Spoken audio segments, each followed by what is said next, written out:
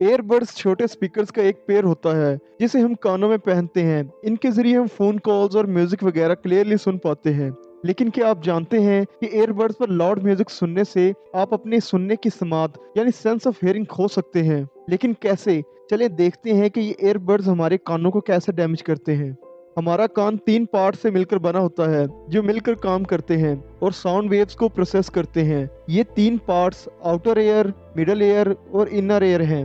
अब ये जो इनर एयर है जिसे हम कोक्लिया भी कहते हैं, ये एक फ्लूइड फील्ड स्ट्रक्चर है और इसमें टीनी हेयर सेल्स भी मौजूद होते हैं।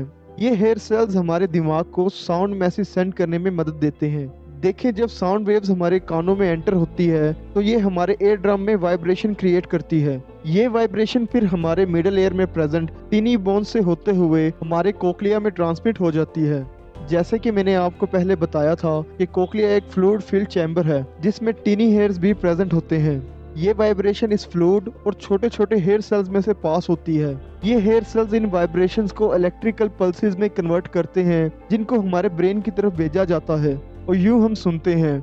जब हम हाई वॉल्यूम में किसी साउंड को सुनते हैं तो साउंड वेव्स की फ्रीक्वेंसी बढ़ जाती है जिससे कोक्लिया में प्रेजेंट टीनी हेयर सेल्स तेजी से मूव करने लग जाते हैं। अगर हम continuously high frequency sound waves को सुनते रहें तो हमारे कोक्लिया में present tiny hair cells damage होने लगते हैं जो कि हेयरिंग लॉस का सबब बन सकता है। अब यहाँ आपको बताता चलूं कि हमारे कान 70 डेसिबल तक की साउंड वेव्स को सेफली सुन पाते हैं। जब भी आप एयरबड्स को इस्तेमाल करें तो कोशिश करें कि वॉल्यूम को 60% तक रखें और एयरबड्स को कंटिन्यूसली 60 मिनट से ज़्यादा इस्तेमाल ना करें। इसके अलावा एयरबड्स एक और तरीके से भी हमारे कानों को नुकसान पहुंचाते हैं। वो ऐसे कि जब हम एयरबड्स को पहनते हैं तो हवा हमारे कानों में एंटर नहीं हो पाती, जिससे बैक्टीरिया और फंगाई बहुत तेजी से ग्रो करती है जो हमारे कान के इन्फेक्शन का सबब बन सकता है।